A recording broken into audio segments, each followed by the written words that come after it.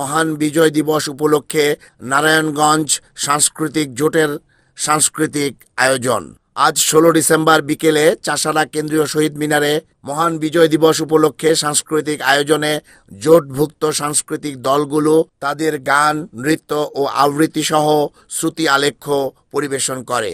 বিকেল 4:41 পাক হানাদার বাহিনীর আত্মসমর্পণের সময় ও ক্ষণ ধরে জাতীয় সঙ্গীতের মাধ্যমে শুরু হয় অনুষ্ঠান।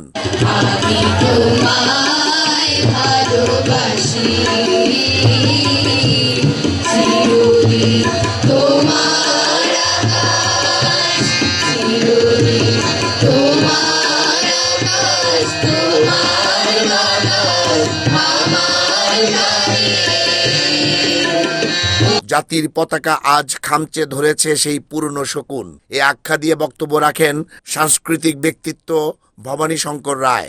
ছাত্র, শিক্ষক, মহিলা সবাই এদেশের মুক্তিযোদ্ধা, সবাই এদেশে মুক্তিযুদ্ধ করেছে এবং এই 24-এর ছাত্র গণ অভ্যুত্থানের পরপরই আমরা দেখতে পাচ্ছি আজকে আমাদের স্বাধীনতার ঐতিহ্যকে, আমাদের স্বাধীনতার ইতিহাসকে বিকৃত করার এক পায়ে তারা চলছে।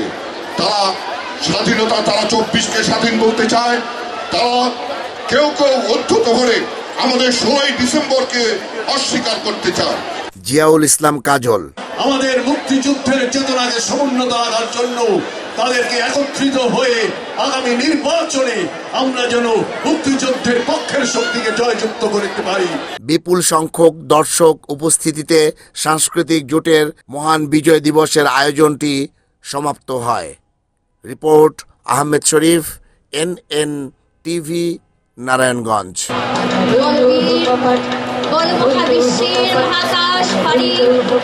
চন্দ্র সূর্য তারা ছাড়ি